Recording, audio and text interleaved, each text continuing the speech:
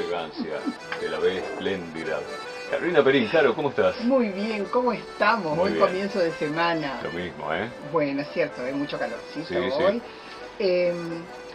Mira, voy a contar algo que en realidad pasó el viernes. A veces digo, es un poquito autorreferencial, pero creo que muchos se van a sentir identificados. Fue un nuevo aniversario de egresados de mi colegio. Bueno, el mío fue el Nacional de Buenos Aires, pero imagino que a muchos de los que nos escuchan les pasará lo mismo en aquellas circunstancias en las cuales en general es cada 5 años que uno se reúne con sus compañeros. Claro. La nuestra es una división particular porque hemos mantenido el vínculo a lo largo de todos los años, incluyendo a 4 compañeros que viven en el exterior, 2 de ellos como matrimonio y 2 que son mellizos, uno en Nueva York y otro en París. El viernes, en el Salón de Actos del Nacional Buenos Aires, colegio de la Universidad de Buenos Aires, igual que el Carlos Pellegrini, vivimos un momento muy emotivo. Pero, y acá es donde creo que muchos nos sentiremos identificados, más allá de a qué colegio hayamos ido, porque todos fuimos capaces de recordar a aquellos profesores que de alguna forma nos marcaron en la vida. Para algunos había sido el profesor Turrens de historia moderna y contemporánea, que nos hacía estudiar por un libro escrito en francés, que era el libro de Malet. Él era una persona que había nacido en Barcelona, era muy republicano, bueno, una mirada sobre la realidad que no era la mirada a lo mejor enciclopedista o de carácter más monárquico que algunos otros tenían en ese momento. Para otros era la profesora de literatura, y una de nuestras compañeras que pasó y bueno, dijo unas palabras improvisadas desde el afecto, recordó lo que una profesora de literatura, y ahora vamos a ir al tema de hoy, le había dicho frente a una mala experiencia que ella había tenido cuando había tenido que rendir un examen oral. Le dijo: caramba, alumno, pensar que para ingresar a este colegio la puerta es tan estrecha y sin embargo qué amplia que es para aquellos que se quieren ir, ¿no? Y ella dijo, hoy es una médica muy prestigiosa, dijo, eso me sirvió siempre, porque todo aquello que se hace con esfuerzo, la verdad, que debe ser recordado, no pretendo con esto dar clase, pero debería ser recordado a cada momento. Esto que me costó tanto conseguir, debo poder disfrutarlo cada vez que lo recuerde y tratar de conservarlo con la mayor altura posible. Y ahora sí, paso al tema de hoy. Un artículo publicado por el diario La Nación en su sección Cultura me hizo pensar inmediatamente en todo esto que había vivido el viernes y en extender la pregunta, y con toda humildad, a propósito de si hay nuevos genios en el tango. Porque yo observaba en nuestra página, en la 2x4, el trabajo que maravillosamente, digo yo, se hizo a propósito de lo que habíamos mencionado de Virgilio Expósito, y decía, ¿cómo hace uno para superar no hablo de uno, sino cómo hace un músico o un escritor para superar a un Homero Expósito, o un músico a un Virgilio, cómo hace un bandoneonista para superar a un Troilo, a un Piazzolla? Hace un ratito escuchábamos a Edmundo Rivero. Es un mundo de excelencia tan grande, el que el tango presentó en la década del 40 sobre todo, claro, que uno dice, bueno, qué difícil que es todo para los jóvenes, o para los que se acercan, o para los nuevos creadores. En el caso de la literatura pasa lo mismo. Y este artículo, cuyo texto es de Martín D'Ambrosio, con ilustración de Ángel Boligán, dice que en el 2014 se cumplieron los centenarios de Adolfo Bioy Casares y de Julio Cortázar, con reediciones e innumerables homenajes, cosa que es absolutamente cierta. Dice, en 2 años llegarán los 30 de la muerte de Jorge Luis Borges, y seguramente ocurrirá algo similar. Ahora, ¿por qué tanta repercusión?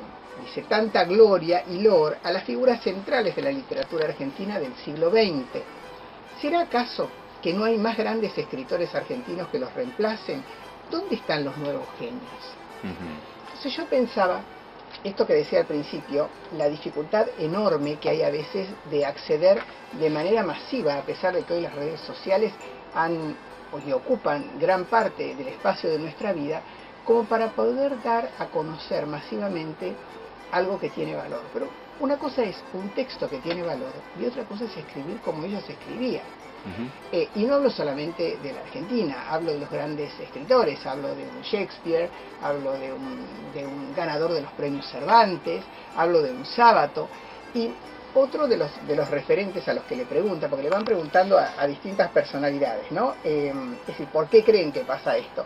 Y otros de los que aquellos que son consultados, como es el escritor y periodista cultural Guillermo Piro, le puso otra mirada a esto. Y dice, bueno, en realidad es bastante difícil, por ejemplo, para ir a algo un poco más popular, después de los Beatles y de los Rolling, que alguien pueda decir, bueno, ellos son como fueron los Beatles o son ahora como fueron los Rolling en su momento, porque son figuras, acciones, composiciones irrepetibles. Dicho todo esto, yo pensaba con respecto al tango, yo tuve la experiencia de conocer a través tuyo y de tu conocimiento algunas figuras jóvenes, ¿no? Como por ejemplo Ariel Ardit, que a mí me encantó y para mí fue una sorpresa porque yo no soy una experta en tango, así que lo viví como oyente, después fui a un lugar en donde él cantaba en vivo, me encantó. A Sandrita Luna la conocí un poco más hace más años, a través de relaciones en comunes que tuvimos, pero no aparece, con todo el respeto del mundo y con todo lo que ellos me gustan, no pasa eso que nos pasaba a nosotros en la década del 70 o del 80, de ir a ver, digamos, ese bandoneón blanco que nos parecía, el otro día lo decíamos, ¿no? Tan buen mozo el negro Rubén Juárez. El negro Rubén Juárez, o emocionarnos hasta las lágrimas cuando lo escuchábamos a un Lavie. Es como que esa figura, o un Goyeneche, esa figura que la literatura está buscando, y por eso está un poco remembranza y valoración de aquellos escritores y autores del siglo XX, cuando ya estamos en el XXI, me parece que un poco nos pasa en muchas esferas de la vida. Es decir, nos cuesta encontrar hoy un Leluar. Yo escuchaba, a propósito de la información del tango, del corazón, que había sido casi, entre comillas, resucitado, así lo definió el doctor de la Fuente, que es un cardiólogo eminentísimo de nuestro país, pero no apareció todavía el médico argentino instalado en Francia que creó el echarpe cardíaco.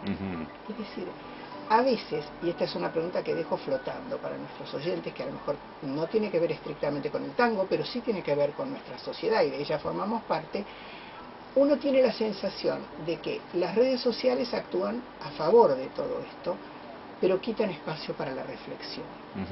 Aún hoy, leer un artículo en una sección de cultura, como la que presenta el diario La Nación los días lunes, con las efemérides de todo lo que uno puede hacer gratuitamente de lunes a lunes, adquiere un valor de estabilidad que todavía la pantalla de la computadora no te da.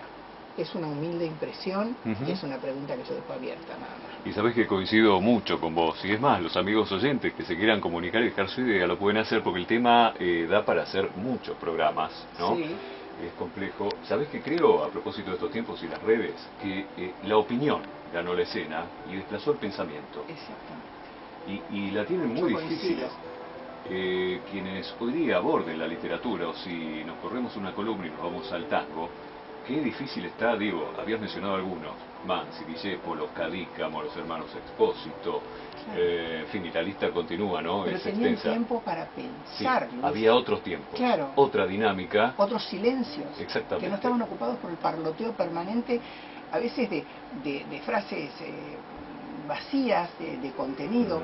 Hoy vos nos ves en los grandes artículos, yo decía, ¿cómo la extraño? Por ejemplo, pensando en Susana Biau, ¿no?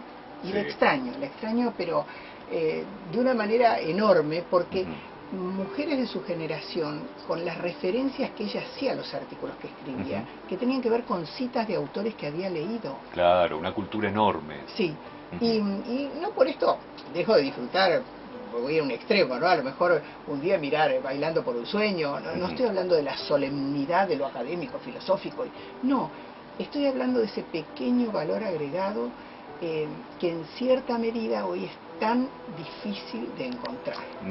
Sí, y por eso muchas veces en los llamados o en los mensajes que llegan a la radio de amigos oyentes se nota ese dejo de melancolía. Anhelando, buscando aquellos tiempos donde era más amable el tiempo, el silencio y la dinámica muy diferente permitía otros momentos y otra vida donde afloraban esas letras, esa poesía y esa literatura también del tango. Claro, y que era un reflejo de la sociedad donde vivía, porque cualquiera de las letras maravillosas de los tangos que escuchábamos en la 2x4, a veces aquellos que no aman tanto el tango dicen, ay, pero bueno, siempre el hombre llora la partida de la mujer. No, uno escucha, por ejemplo, Sur, y lo que está viendo es en palabras un cuadro.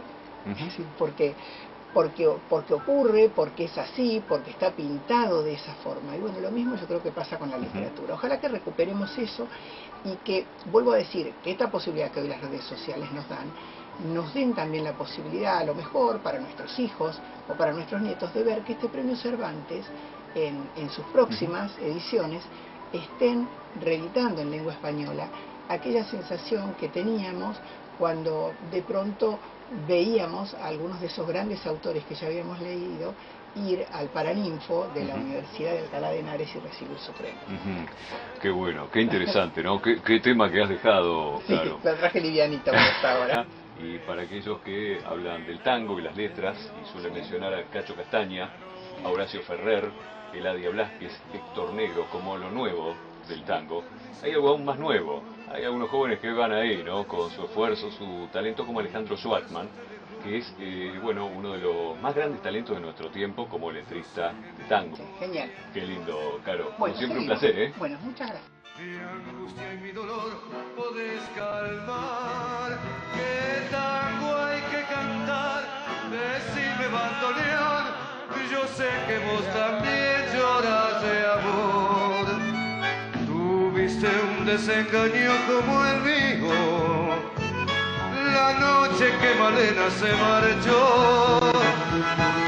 ¿Qué tango hay que cantar, querido bandoneón? Busquemos ese tango entre los dos. Tu pena con mi pena van de brazo. Qué lindo que se hicieran.